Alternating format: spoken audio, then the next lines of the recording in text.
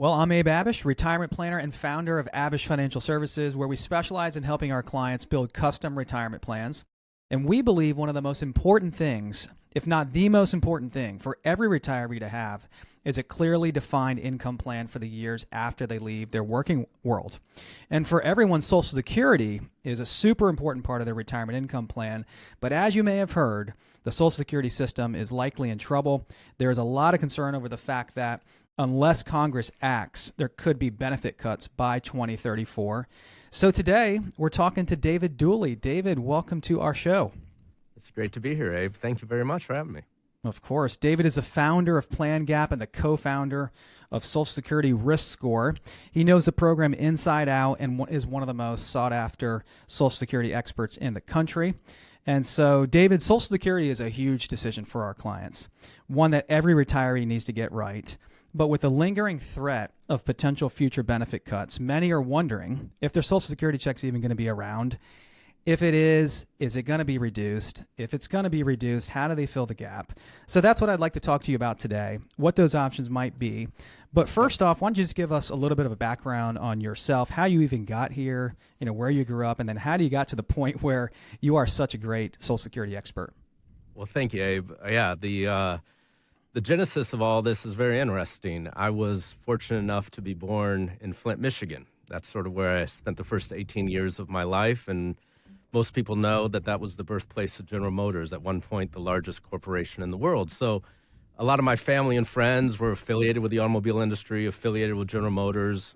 And so it's interesting that I was able to witness, and if you chart the history of General Motors, you saw that it went through some really hard times, right? It actually went through bankruptcy. And at one point, that was never imaginable.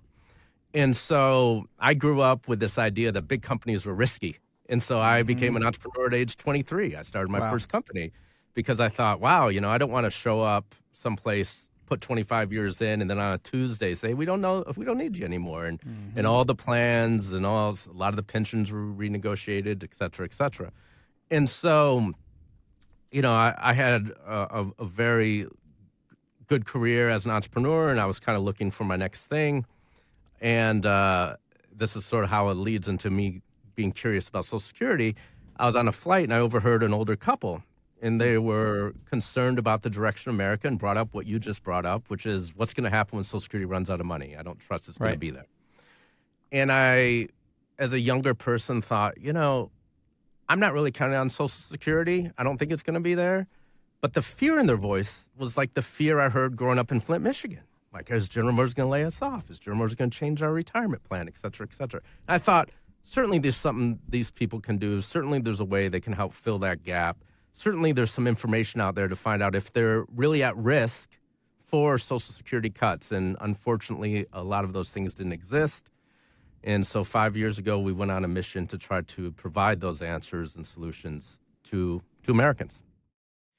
That fear that you mentioned, that couple that was on the plane with you, that uncertainty, that questioning and doubt is real. I mean, it sits with almost every single person and couple that we meet with here in our office, David, and it's because of just all the news and press out there about it. Is it going to be around? And if it is, can we rely on it? I mean, and our younger clients, and we don't have many that are under age 55, but a few, they're not even counting on it.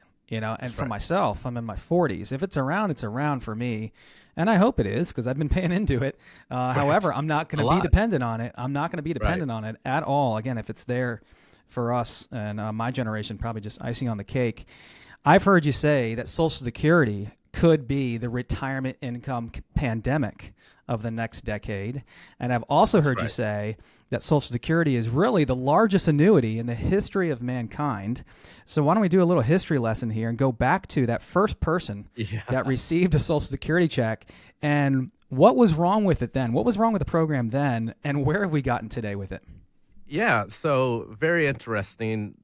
This story kind of sums up one of the large structural problems of Social Security. So if you go back to that first recipient's name, the woman was Ida Mae Fuller. And Ida contributed 3 years into the system. We all pay our FICA tax. She paid hers.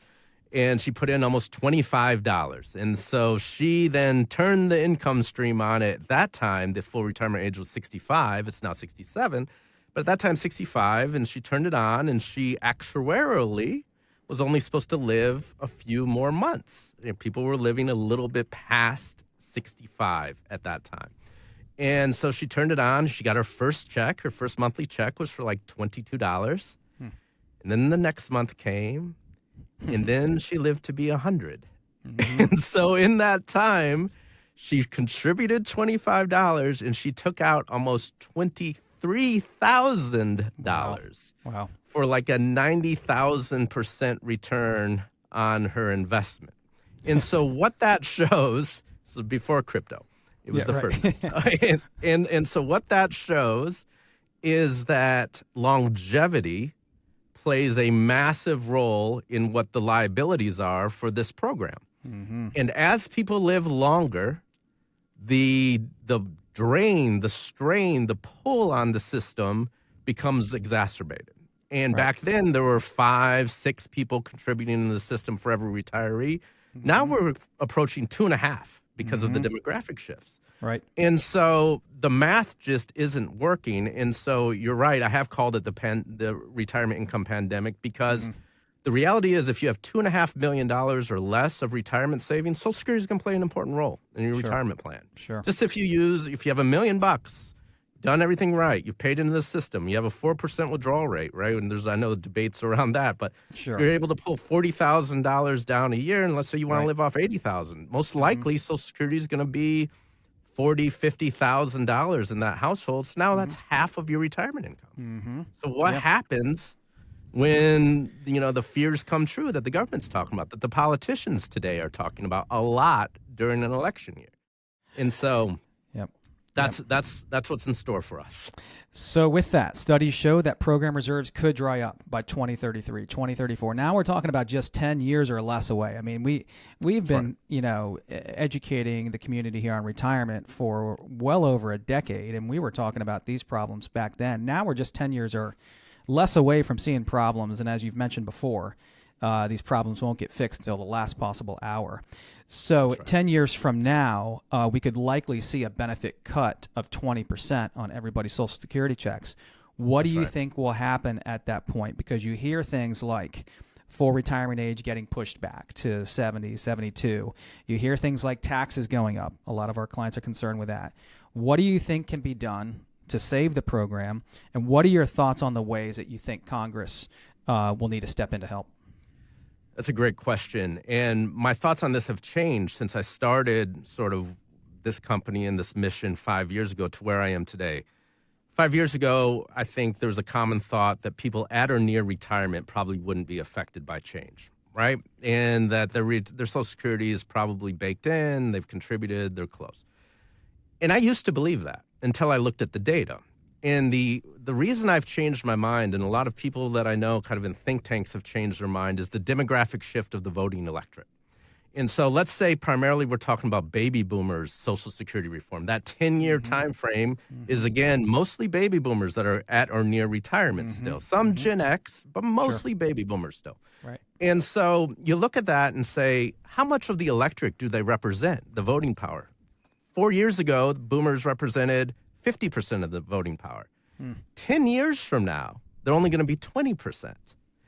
And we know younger generations have different real priorities, which is different than bailing out the boomers. It's where the whole OK Boomer movement came from. Free college and things like that. Yeah, free college, free child care, loan forgiveness, climate change. And so are those generations going to vote for higher taxes, extending their retirement on the backs of bailing out the boomers? There's a lot of people that don't think so, and I am actually now one of those. And what I do believe is going to happen, and I think COVID gave us an indication of what this might look like, is politically an across-the-board cut is probably low probability of happening, right? But what that means is targeted cuts are going to probably have to happen. And you hear the word means test a lot. Means test is already used in Medicare with the IRMA brackets. We're already seeing it's a popular technique. And then we saw during COVID stimulus means testing. $75,000 of income or above started getting means tested to $100,000. Government had all that data already available to them. They didn't even have to ask you. Yep. And so I strongly believe that politically they're going to go after the quote unquote rich. What we found out, though, is that really almost the top 18% of Americans didn't get COVID stimulus checks, and they were somehow labeled rich by the government. But I think we can all agree that $75,000 doesn't make you feel really rich these days, right? Not a lot of money. Not a lot of money. And what I know probably about a lot of your clients and people that are really listening to this is they want to take control and they want to do the right things and have done the right things. They've paid into the system. They probably have money saved away, and they could be in the crosshairs, right? You do the right things and you're in the crosshairs of government reform. And so one other thing that I know you've heard me say is what we wanted to do, and I know what you want to do, is build plans, retirement income plans that aren't subject to political football. Yes. So you can have that peace of mind and control that whatever's on the debate stage, whatever happens in D.C., I know my plan's resilient to that. That's right. Well, we definitely get the political football here in the D.C. metro area, David. And there's so much that we can't control. So we try to tell our clients to focus in on what we can control. That's right. That was going to be my next question to you. So we have already seen means testing with the Medicare program. We've seen it in Australia. We've seen it in Canada. We've seen it in the UK, and that's right. That is a huge concern for almost everyone coming in. Most of our clients are 55 to 75 years old. They're always asking, do you think we need to worry, Abe? So, David, for people in their 50s and 60s, early 70s, at the doorstep of retirement, someone who's already retired, do you think they need to worry? I just want to be clear here. Do you think they need to worry about changes in the program? Yeah, I do. I think that those at or near retirement, depending on their asset and income levels, will be targeted to pay their fair share upon these reforms. There's no way politically that a cross-the-board cut can happen without asking the affluent or quote-unquote rich or those with assets to chip in first, because then you're going to see that there's really not enough of those people to add any solvency to the system, maybe a couple years. And guess where they're going to go next? Everywhere else. And middle America. And so again, people that have saved 500, $1 million, anything above that are kind of in the crosshairs. And why do we know that? Because look what happened in Australia. You mentioned it just a moment ago.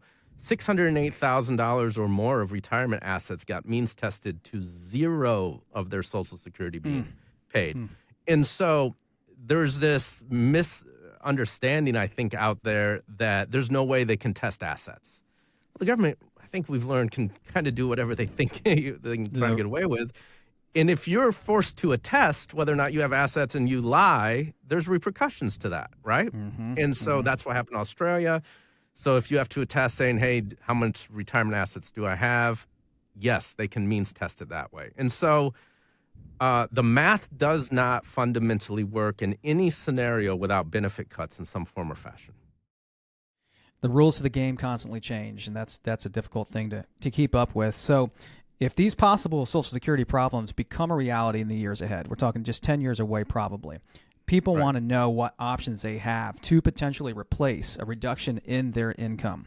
You founded and co-founded Social Security Risk Score. So let's talk about how that tool works, because obviously you wanted to provide tools to middle Americans to help solve this problem.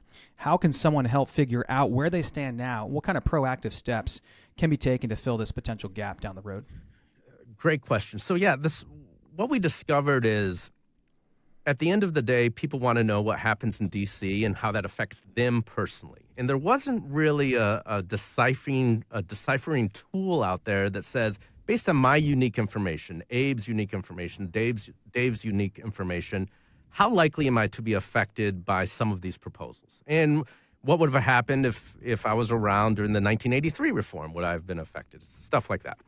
And so, like a credit report, you take this quiz, you enter in some data, and it shows you what are some of your risk factors of where you might want to pay attention as different reforms are debated and talked about. Will that affect me or not? And so, it's to be wide-eyed and crystal clear about what might affect you, what's being debated, and it kind of gives you that tool. And to your point, it gets updated every year, like a credit report, because the rules change every year. The ideas change every year. The administrations often change. And so we have to stay on top of that. Second is you then have to look, okay, if these things were to come to pass, how do I find other guaranteed income sources that I can rely on so I have a good base? For most Americans, Social Security is their base income source. So let's pick a number and say, okay, if that number drops 25, 50%, how do I at least have somewhere that establishes a base of guaranteed income? The old saying, Social Security is a source of guaranteed income. Well, this whole episode is about the fact that it's not a guaranteed source of income. Right. And the fact that on the Social Security statement, it says it's not a guaranteed source of income and that if things don't change, it will be reduced. So let's be smart about that. And what we wanted to do is build not only the diagnostic tools through the Social Security risk score, but also bring innovative products to market that say, hey, if things do happen and I'm affected by those reforms in a negative way, I have some port in a storm to go to. I have some product that will pay an additional benefit or provide me some additional guarantee if those things come to pass. So I don't have to worry about it. I can have peace of mind. I can plan for everything else in my retirement.